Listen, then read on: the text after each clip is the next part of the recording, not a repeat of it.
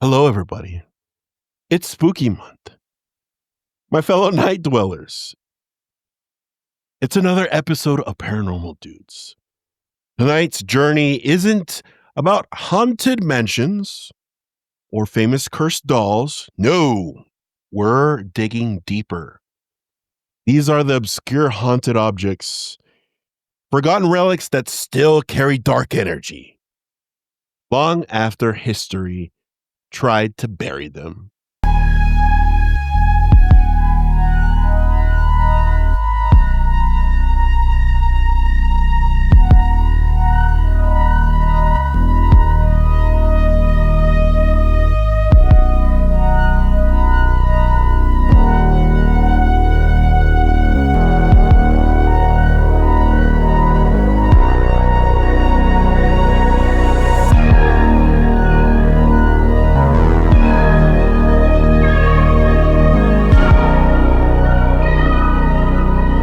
What is up, dudes? Welcome back, or welcome to the Paranormal Dudes podcast, episode 71.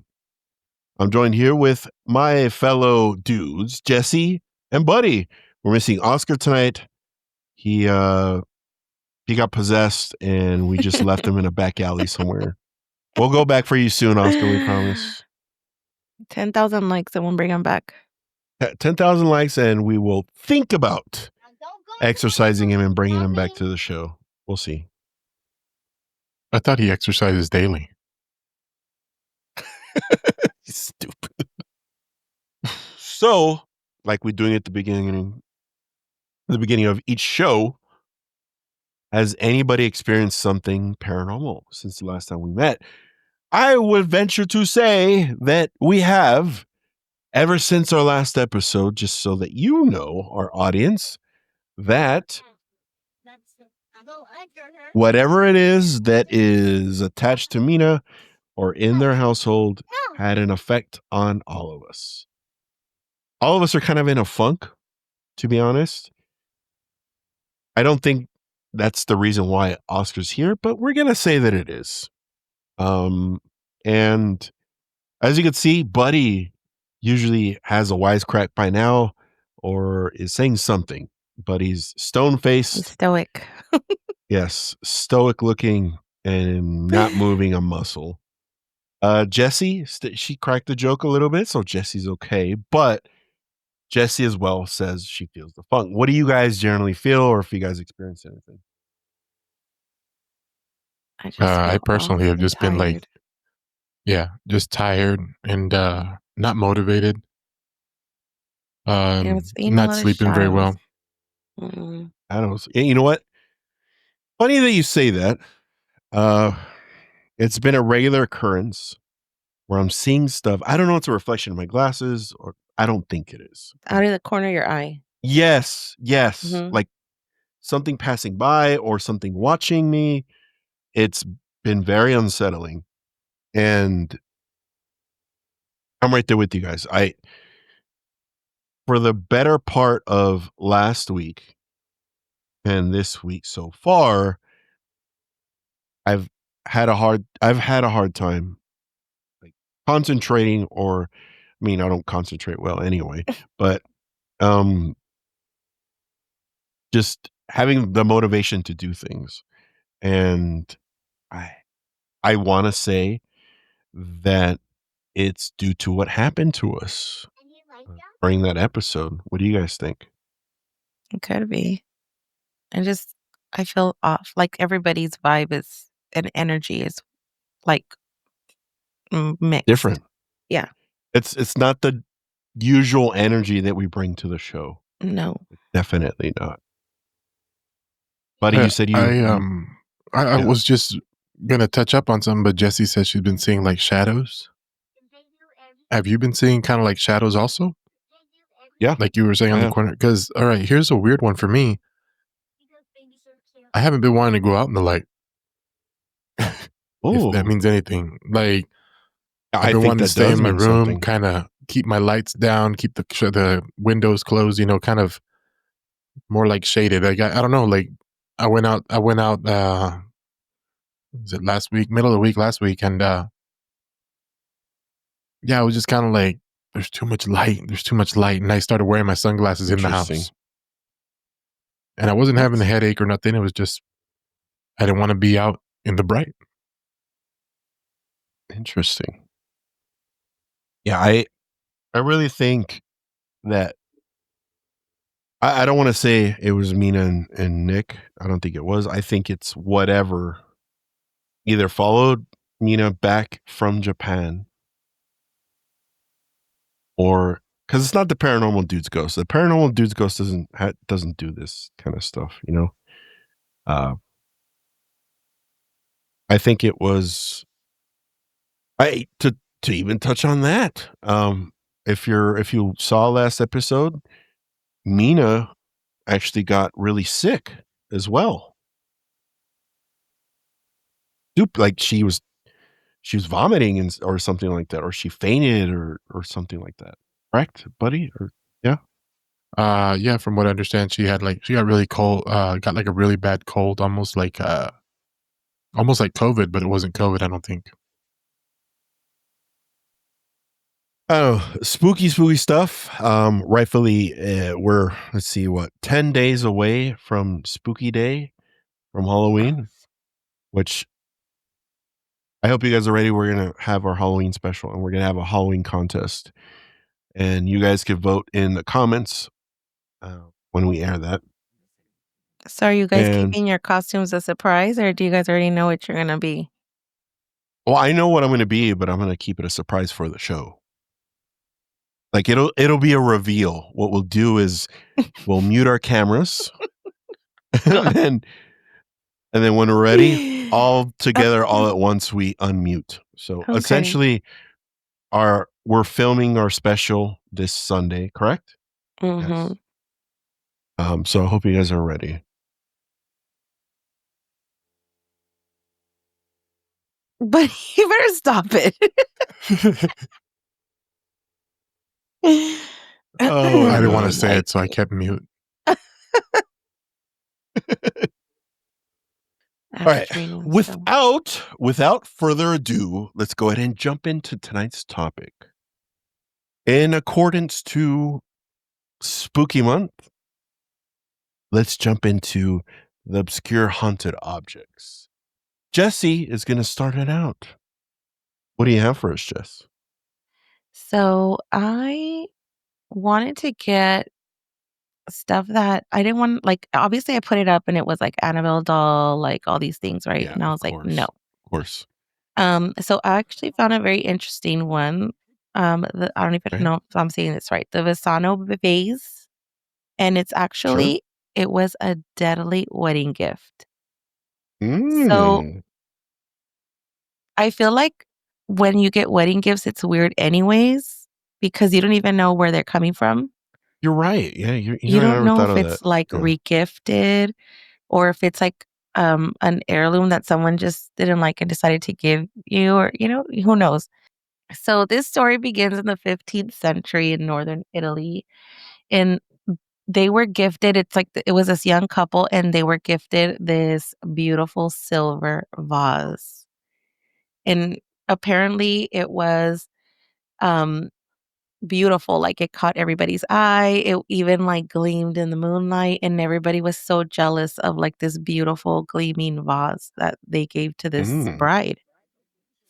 It was handcrafted, and they gifted it to this bride in a small village near Napoli. But before she could even walk down the aisle, she was brutally murdered. And she died with the vase in her hands. Ooh. So I don't know if that's intentional, because if you're a bride and you're getting ready, I'm assuming that you're like in a different room, right? You're like getting ready at someone else's house or a different room. So who gave her this vase? Like who said, oh, here's this gift? La suegra. Fue la suegra. Mija, ábralo antes de que él vea todos. Like who would, I just think it's so weird that she got this gift before she even, I had like gifts in my house for a week that I hadn't even opened yet after my wedding. So Es mi hijo, le voy a poner algo adentro. That's what happened. Well, apparently she died clutching the vase in her hands, and her dying words, according to legend, were a curse, condemning the vase and anyone who dared to own it. Interesting. It had so if I remember correctly while we were looking up all this stuff, there was something locked inside, right? Like a lead box. And it had the note. There was a note in there that said, "Beware the vase." Oh, I'm sorry. The vase brings death, correct? Yes, that was late. That was way later. Oh, so okay. Centuries later, the Basano vase began circulating among wealthy Italian families.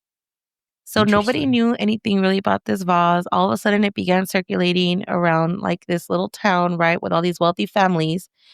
But each owner mysteriously died within weeks of owning this vase or obtaining it, however it was, if it was gifted or they bought it or it was whatever.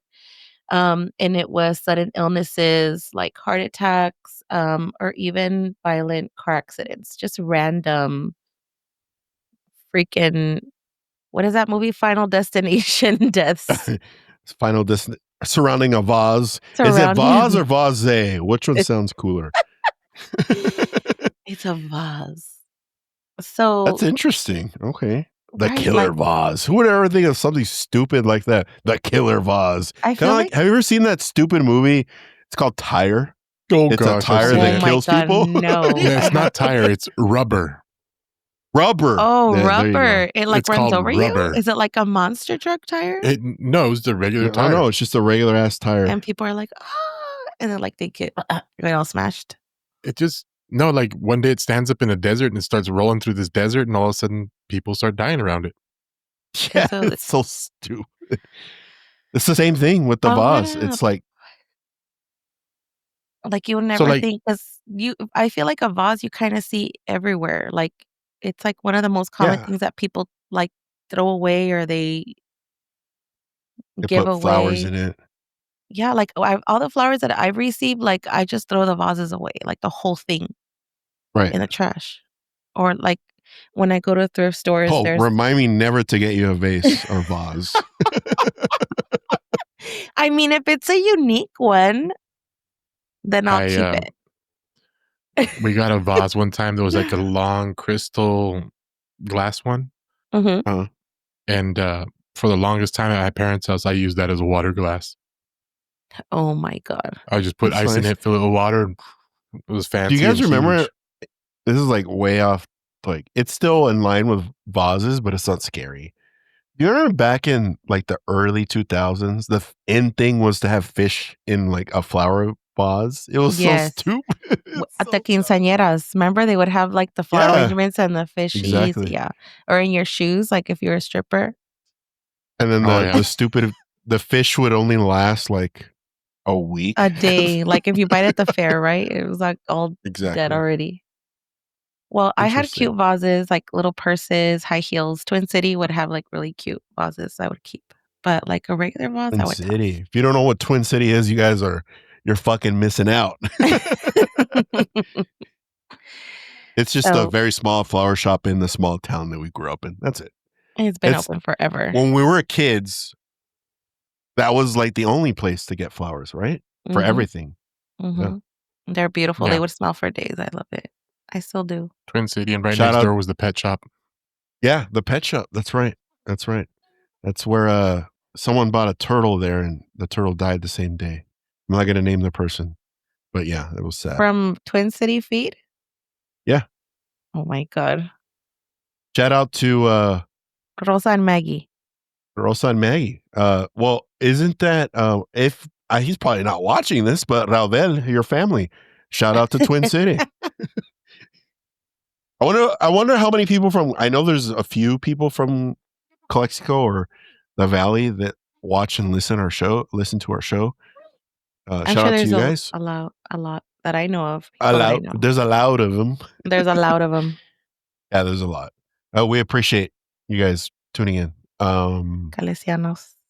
I feel like We should have just like called it Paranormal Calexico Dudes or some shit. The vase from Twin City. I'm just kidding. The vase from Twin City. Okay. I mean, that's very interesting. The killer vase. So Should make a movie about that. There's a little bit more to the story. Oh, okay. Yes. So by the 1980s, it landed in the hands of a man who decided to auction it despite its reputation. And the buyer was a young pharmacist from Naples. From Calexico. From Calexico. So he auctioned that shit off.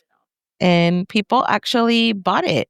Like somebody bought it. Somebody bought it from this auction. Right. And of course, it was this pharmacist who got it, and he died 3 months later. So his family was like, they didn't know what to do with the vase. They had heard it. They knew it had a better reputation. They were like, I don't even know why you freaking bought this vase. Like they were not in agreement at all. So, I mean, I don't know why of all things, but the only thing they could think of was to give it to the local police officers. So they called up the police department. Then they'll figure it out for sure. They called up the local police department and were like, hey, we have like this freaking haunted vase that we think killed, our family member.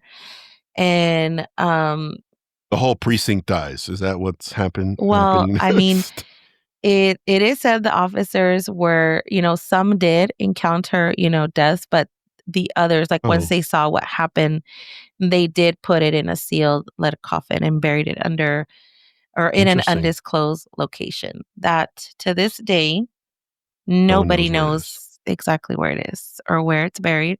But locals that supposedly say they do know where it is says that the ground where it lies refuses to grow any grass or any greenery, anything like that at all. Must be in my backyard. The pet cemetery. It must be in every backyard in the Imperial Valley. It's the pet cemetery. I was wondering that, like, this bride that had this vase, she died before it was a cursed vase? She cursed it. Okay, so she cursed it. Okay. I was just wondering if it was maybe already haunted when she first got it. Well, that's like my question is like, why did they give it to her before? And then why did she die clutching it or clenching or whatever? Clenching it. Like why? What was she doing? I already gave you the answer. It's the fucking suegra. She's like, es mi hijo. No quiere.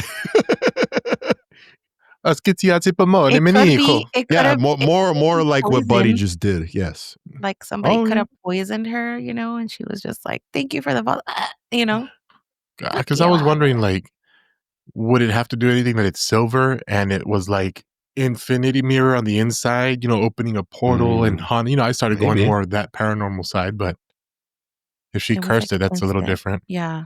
I mean, it could have, that's probably why, because it is like infinity mirror and she cursed it. So now these people are like dying. You look into it and it's just her face. All cross-eyed. You see her face, you die in 7 days. You know what? I just realized something. After what happened to us in the last episode, we crack way too many jokes about all these like haunted relics and ghosts and whatever. At the end of our times, everything paranormal is going to be like, oh, thank God these motherfuckers are dead because I'm tired of this shit. Yeah, right. Then you're going to be dead and then you're going to be paranormal and you're going to be like, what's up? Yeah, and my head, they're all, fuck, this guy's here. Who invited him? I can't wait to stir it up in the afterlife. I know, right? That's going to be fun. This is kind of a tangent. It's spooky month, right? We can talk about whatever we want. What would be the first thing you would want to do if you stayed on Earth? Whatever it is, whatever denomination you believe in. I know what Sergio's doing. There's a few things I would do, but what would you guys do?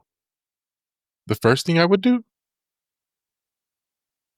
I think the first thing I would do is like, after I get up and look back and be like, that's me dead there. I would probably like, I don't know. I'd probably go places and just start knocking on walls and scaring people.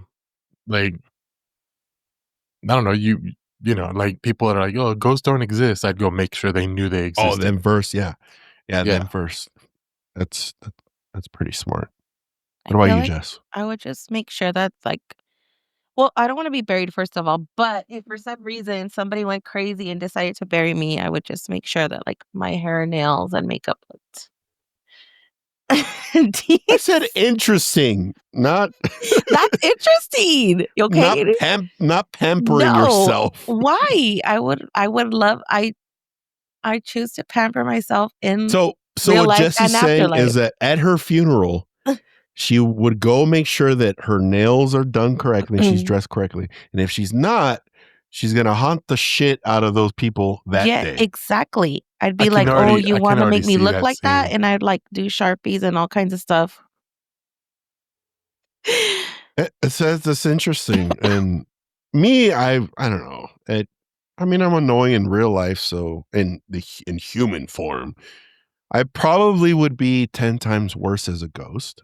I would terrorize people I know and terrorize people I don't like, but in an annoying way, like stupid shit. Like they can't open their drawer all the way. Like they're trying to open a drawer to get scissors or like forks or something. Like their car alarm goes on and it doesn't go off. Yeah, like annoying shit. Not like fun. Like that's the kind of stuff I would do. Like, oh, I'm so hungry. I want to get a fork. And it only opens a little bit. Like they can only stick their hand in a little bit and they can't reach the forks. Annoying shit like that. I don't think we should prank Oscar and send him a vase in the mail. A vase. And it a says vase with the same door on the front. Yeah, his door. His door. We'll figure out what his door looks like and we'll put it on the vase. Oh, it'll just be like, oh, we found a ghost and like put his door with like a ghost. It'll be like, oh, fuck, my door. Next, we have a piece of art that feels alive. Oh. Painted in 1972 by artist Bill Stoneham. Stoneham? Sure. The Hands Resist Him depicts a young boy. So the Hands That Resist is an actual picture. Painting. That's what that is. It depicts a young boy and a life-size doll standing before a glass door. Why the fuck is it always a doll and some form of a fucking mirror? It's always the same thing. With dozens of ghostly hands pressed against it. Gross. When the painting went public, strange things began to happen. Viewers reported fainting, nausea, and even seeing the figures move within the frame. One gallery owner died shortly after showcasing it. Stoneham, I'm going to say Stoneham because it sounds cool and I like Thanksgiving, claimed the boy presented his lost childhood. But others believe the painting itself holds trapped souls, the hands depicted, trying to break through the canvas. The painting still exists and said to breathe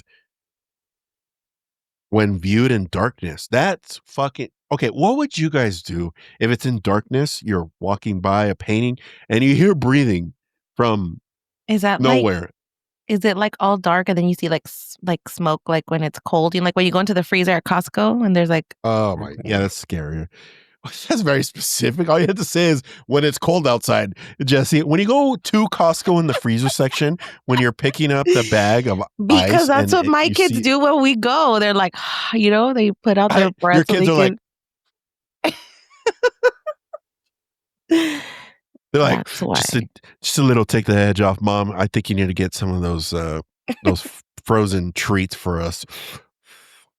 Fun fact: the air needs to be 51 degrees in order for you to see your own breath.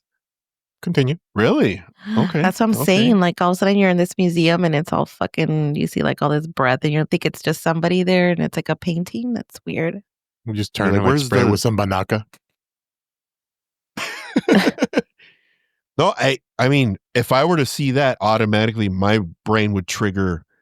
Okay, something ghostly is happening right now. This isn't normal. My house shouldn't Would you have. touch the painting to With see what? where it's coming from?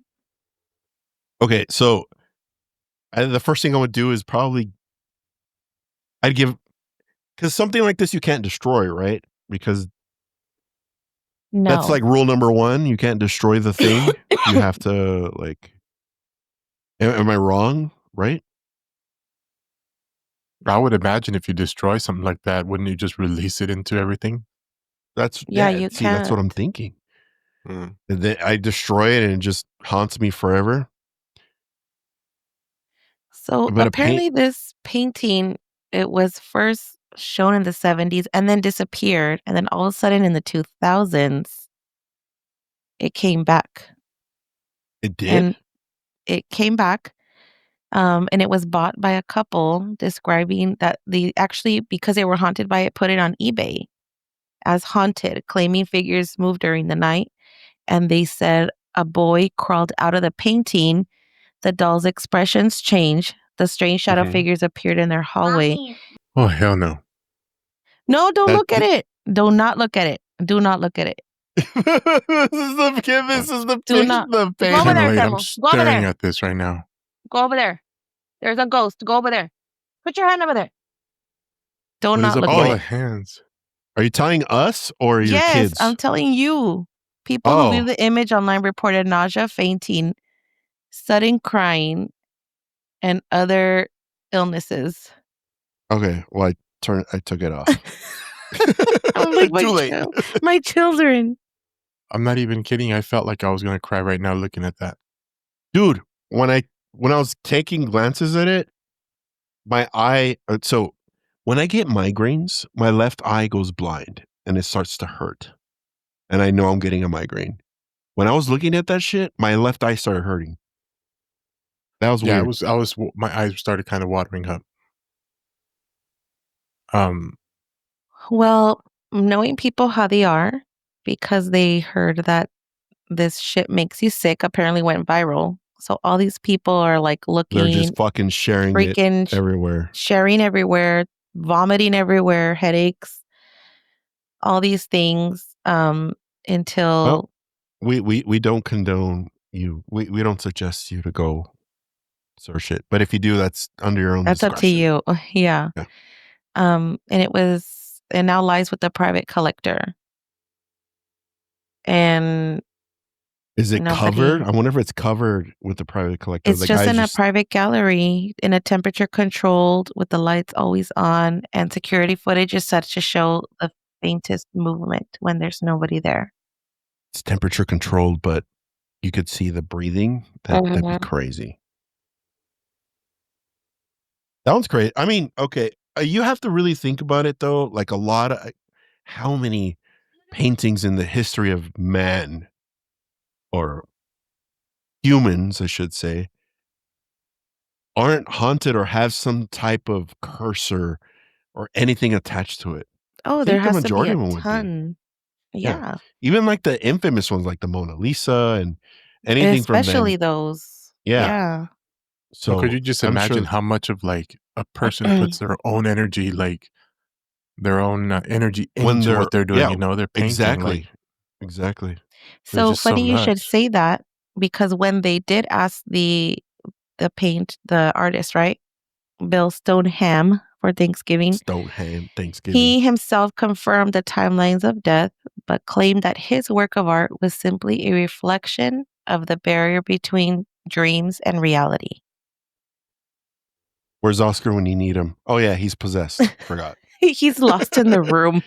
He's lost in the room right now. We'll try to get him out. We're gonna bring the lady back from Poltergeist to pull him out of there. Tangina? Is that her name? Yeah.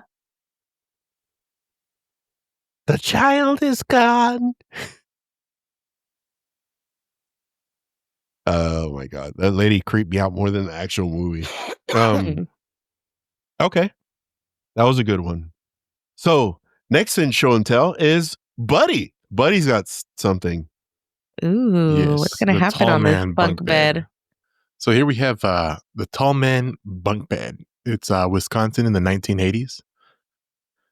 And it's a Wisconsin family that bought a secondhand bunk bed, and they instantly regretted it. Their kids would start screaming about a red-eyed witch in their room and objects that flew off the shelves.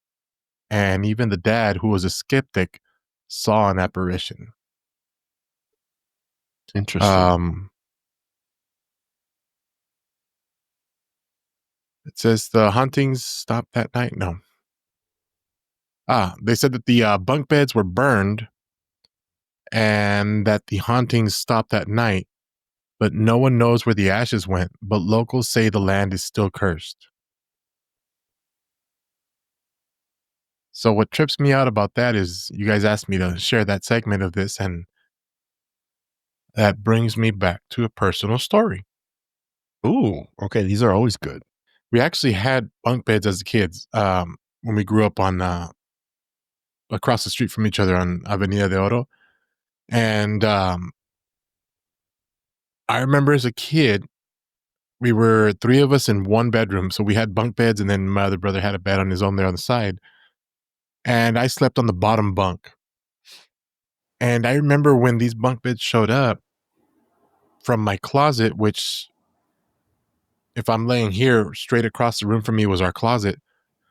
I remember I would always freak out at night, and I'd scream for my parents to come to the room. And every night I would see this like dark, tall figure. It was like, I don't want to say Slender Man, but bothers me thinking of it.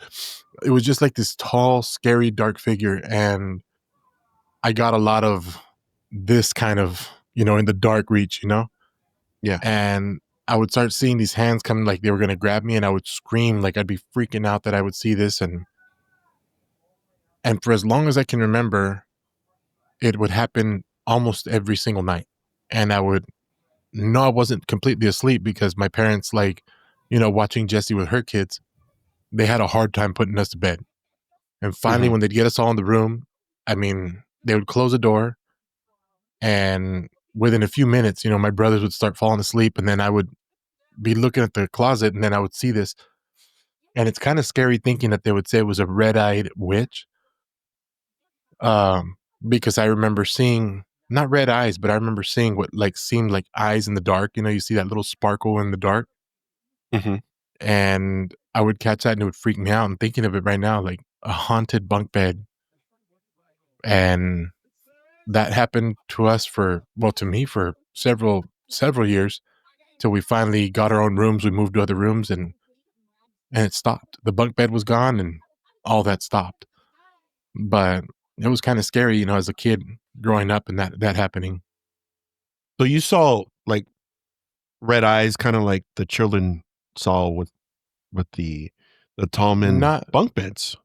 Not red eyes, but gleaming eyes. See how my eyes are like shining right now with a ring light?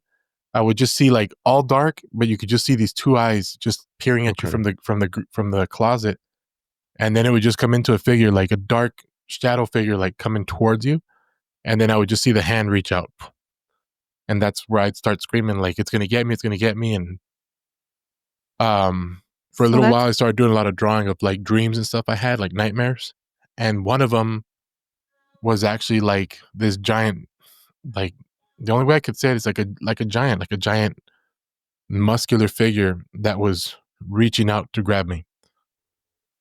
Interesting.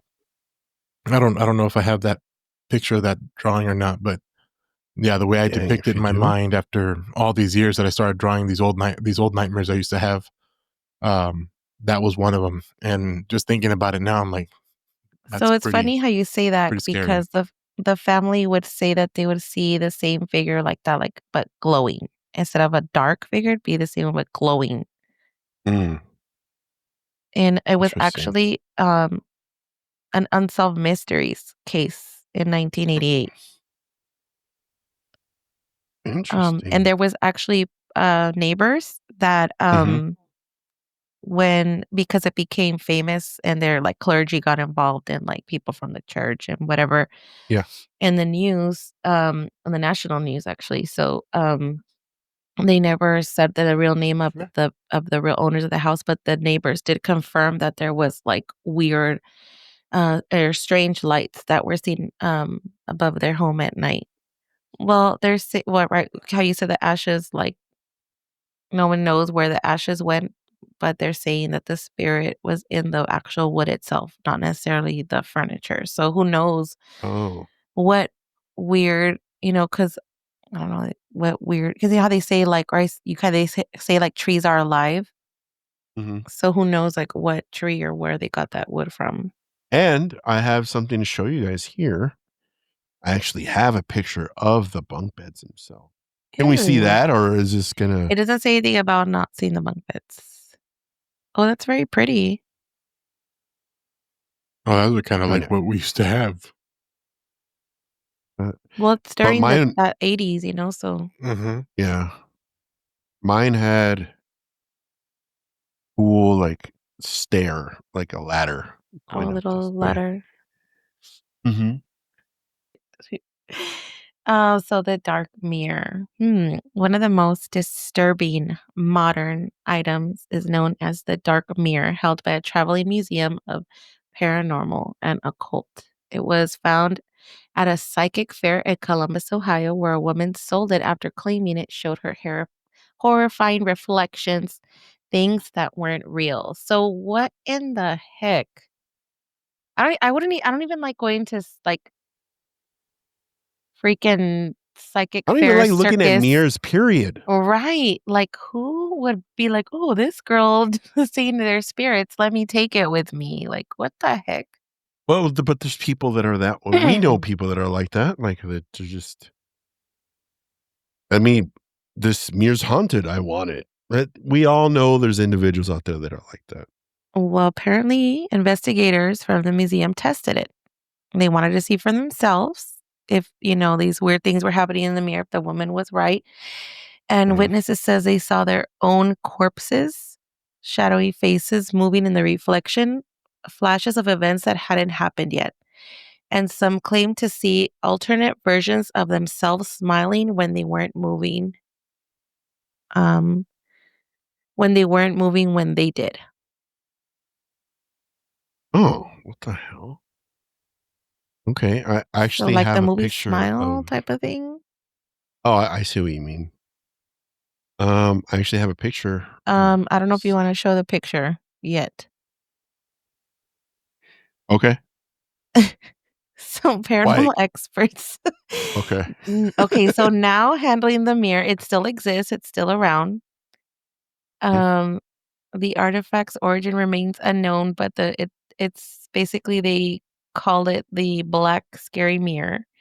But of course, when handling anything that's haunted or weird, they wear special gloves. They're told not to look at it directly or into its surface. And during public exhibitions, the mirror is covered with a black cloth at all times between the viewings. So even museum staff has reported feeling drained instantly. They have visitors that faint instantly when looking at it, and had even had to call medical attention for people having seizures after looking at it for 30 seconds. Jeez. So what you're saying is don't share it with our audience. No. If you fall right now, we'll know why. Yeah, well, I mean, the mirror's not like reflecting, and it's kind of covered with the black, what'd you say is like a blanket covering it or whatever? Yeah. You really can't see a reflection or see it. So they're saying the origin is unknown, right, of the mirror, where it even came from and why it was brought by that circus lady. All you know is it was once part of a seance in the 1930s. And it was actually used specifically to summon spirits for the seances. That's nuts. Hey, look, I have the picture up. It's It looks like the one that my mom had in the living room. The one where you had the apple and you were naked? That one? Or no? No, that was a different mirror. I guess it's my turn to go. The Chair of Death. The Busby Stoop Curse. Our final story tonight for you, ghouls and gals, takes us back to the 18th century in England. Thomas Busby was a drunk and a murderer. Oh. He strangled his father-in-law and was sentenced to hang. Before his execution, Busby sat in his favorite pub chair, a simple oak seat, and declared, "May death come swiftly to anyone who dares sit in my chair." That's fucked up. Like, who? Okay. This is an overall question for you guys. What type of person, when they're dying, instead of thinking I'm going to miss all the people I love and the things I cherish in my life, this guy's last thought was, I'm going to curse my fucking chair so that people could get haunted or get cursed themselves. What kind of person does that? I feel like you would curse a chair or something, but you'd be like, whoever like touches my freaking Pokemon card is gonna have diarrhea, is gonna trip on every sidewalk. For centuries, anyone who sat in that chair met a grim fate, often within 24 hours. It's a nice turnaround time. You can't even get your money back on a fucking refund, but like, how much in love are you with this chair that you're gonna like curse people? I'm gonna share with you guys. It's nothing special.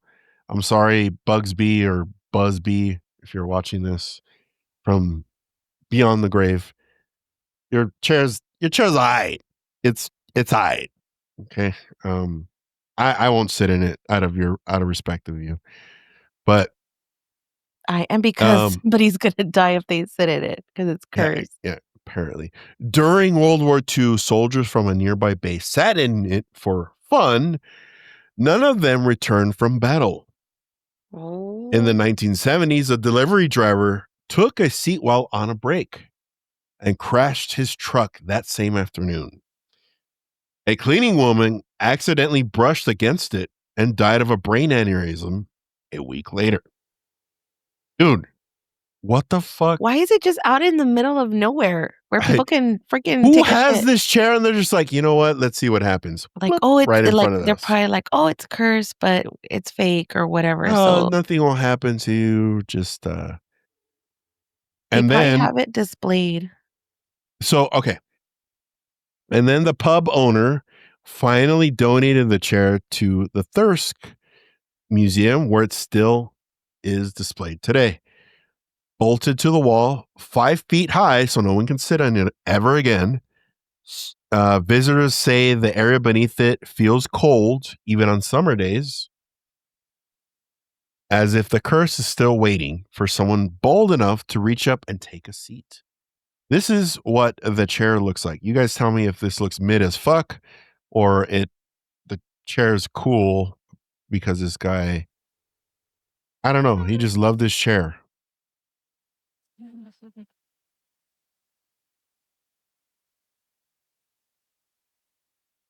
I mean, it looks very comfortable. Does it? It looks like the chair my grandma used to have in her living room. Yeah, that high back looks like perfect for having a big old drinking a giant pint. A point Like for the missus. Just have a big old for stein me. and just be sitting back drinking out of that thing. It's Is that molded perfect. I'm just kidding. I actually have a picture of that vase, by the way. Here's the vase. Oh, that's the mirror. That's what the vase looks like. It looks like a pistachio upside down. Don't say that to the vase of death. It's crazy how it reflects you back, right? Mm-hmm. So anyway, the chair. What I love about the chair, Mr. Busby, is the grooves for the arse here. Yeah, it's like wide. It has a groove for your arse. It has like a tall back. Like the arms are long. I would sit in it. Like I mean, not now, but I would buy a chair similar. I wouldn't sit in it because Busby's going to get upset. I wonder if he like hand carved it or something. Like he made that chair himself, and took it to the I would be pub and was like, surprised. I'm going to spend my nights here getting drunk. This is my chair. In my chair. Yeah. This I mean, is for my it to be cursed that strong, it has to have some kind of personal title, and besides it being from a pub. Oh, for sure. For sure. Where I'm not going to crack any more jokes. I've already cracked too many jokes about ghosts, and I'm sure when I die, they're all going to be waiting for me in the gates of wherever I'm going. And they're just going to be like, oh, you think it's funny now, guy? Paranormal dude, you think it's funny? 13 segundos, vato. Okay, so outside of that, the chair of death. Is there another one? Do we have another curse? That's it for show and tell. Well, good night, everybody. I'm just kidding. If you guys have a haunted object, in your guys' life, I think this is a perfect way to tie up this episode. Do you know of anyone, or maybe it's in your house now or in previous homes or relatives, that you know for sure that item was cursed in some way? I have one. I feel like there's a weird carved face that my grandpa or my dad got in a prison in Mexico. And it's in Amy's house, and we always make fun of it because we say it's like our family heirloom. Like, who's going to inherit this? So we always ask the kids, like, who's going to take this to the house? So I'm going to have her take a picture of it, and I'm going to send it to you guys so you guys can see it. It's pretty weird, but I feel like it has a very weird energy. Okay. Buddy? Oh, no, I just kind of held my breath there for a second because I thought Jessie was having a premonition of a carved face that she said, I feel there's a carved face that somebody has, and there's a carved face or something like that is at my mom's house. Oh, no. I guess my uncle made it, but it's got this weird face, and it's got like these big old duck lips, like, and yeah, and I've always been afraid of it. Like, I never liked being around that thing. Well, for me, after my grandmother passed, mom's mom, I took in a lot of her items. Took in her dining room set, her china cabinet. I don't even, there's a specific word. They keep telling me what it's called. I forgot. And some paintings of hers. I'm not going to say whatever was at my grandmother's house. I brought it over here with the paintings, but whenever I'm near said items, I feel sometimes even smell either my grandfather or my grandmother. It's kind of eerie, but comforting at the same time. I know you expected something very spooky, but it's a little wholesome. But yes, it's something that I do experience. Yeah, it's very strange to have those experiences, and I actually don't tell anybody. That's whoever's in my house. I don't mention it. I don't say I smell my grandmother or my grandfather, and I feel a presence when I'm around them. And it's always a presence of light, not something negative in nature or anything like that. So it's interesting to say the least. Okay. I guess we're on the on-ramp or the week prior to Halloween. I guess what we can say for Halloween is that we're going to have a special. We're not going to say ahead of time what it's going to be about. But of course, it's going to be surrounding Halloween. And we're going to have a Halloween costume contest amongst us 4, and you guys could make a decision in the comments who won or who has better costume. Do you guys already have your costumes picked out? Are you guys ready for all of that? No? I kind of have 2 different ideas, but I'm going to make them. Yeah, I'm just going to, like, whatever the kids do, like, we always match or something, so I'll probably just do something with them. But you do dress up yearly, right? For Halloween, I do, yeah. you guys? Mm-hmm. I haven't dressed up since I was like 10. Really? Mm-hmm.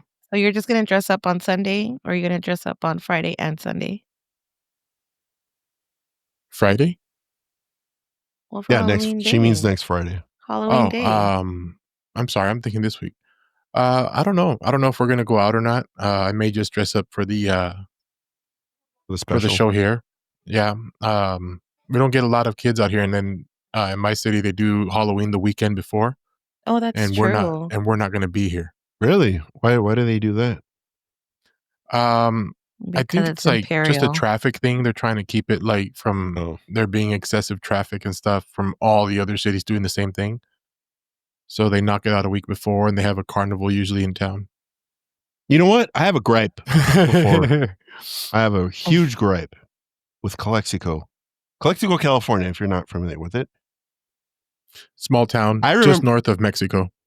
Yes, and west of Yuma, Arizona. Right on the border of Baja California and Mexico. Mexicali, Baja California. So I remember distinctly, okay, in the year 2000 or 2001, I don't remember. All I remember is that they started spreading rumors that people were putting needles and fucking Twix bars or whatever the fuck they were saying. They do that every year. And they just ruined. Halloween was never the same in Calexico ever again. I remember when we were kids before that, the streets were filled with kids and kids everywhere. And the entire town participated and they handed out candy. There was haunted houses in the Victorias. It's a neighborhood within Calexico. And there was haunted houses everywhere and everybody participated. It was so fun. And it was a spectacle. And then after that period of time, it just stopped in Calexico. Like it wasn't the same ever again. Yeah, you still see like sprinkles of kids here and there, but it's not the same anymore. Hasn't been for a very long time. It was just so parents can pick all the chocolate and good candy out. I think that's what it was. But what's the good chocolate? Any chocolate. What's your favorite Halloween candy? Like if you don't get it that night, you're gonna throw a fit. Reese's and Snickers are like, I love it. So basic. The fuck? What other ones are there? Mr. Goodbar? I mean, like it's like the freaking same ones.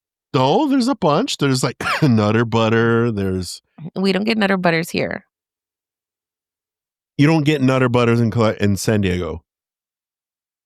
No, we usually all the packets. Like I just bought like a ton of candy or like chocolate bars. Like about $100,000. That wasn't in the boxes. So like in the Costco mixes, the little ones, sí había 100 grams and like Mr. Goodbar and like Three Musketeers or something. But the ones that we bought that were like full size candies, it was just Snickers, Twix, Reese's, and like Hershey's or something with almonds or I don't know what the hell. There wasn't anything else like that. Well, yours is Reese's. Buddy, what's your favorite candy? I liked going out for the candy, but I'm going to be honest, my favorites, I have 2. I would beat a mofo with another mofo to take their Duvalines and Mazapan. Duvalin, okay. And Mazapan. They never gave us Duvalin or Mazapan. And that's for all Halloween, they gave around our neighborhood. Where the fuck did you go? Where did you have Halloween? They never gave us that shit. At Piñatas, on CM Perry, they didn't have those. No, they didn't even have candy on CM Perry. They would old lady would try to give us apples and like freaking canned goods. A cauldron and an apple with a giant spoon. And then there was this one house that we would go to, and every Halloween the dude would lose his puppy, and I'd end up in the basement looking for his puppy. Oh my god! stupid. You're and an he idiot. loses I was balls like, too. what is it? He I loses started balls thinking back too. like, who? Looking for his puppy. His hush puppies. Well, here's to all of us on the show, to Mina, to Nick, and of course our possessed Oscar, who's not here. I hope everybody feels better, and I hope none of our audience that was listening or watching were affected by that episode, because it did affect us. And I'm hoping. Actually, my sister got sick. What? This week. After I just saw that, I'm thinking about it. She had a bad cold this week. No shit. Yes. What about your mother? Because your mother, like, she's a fan of the show. I don't know. I feel like my mom has allergies, so I feel like she's always sneezing. But I don't think, or actually, maybe she did get sick. I don't know. Mom, if you got sick, put a comment. I don't remember. Yeah, leave us a comment, Cindy, please. We would love to know.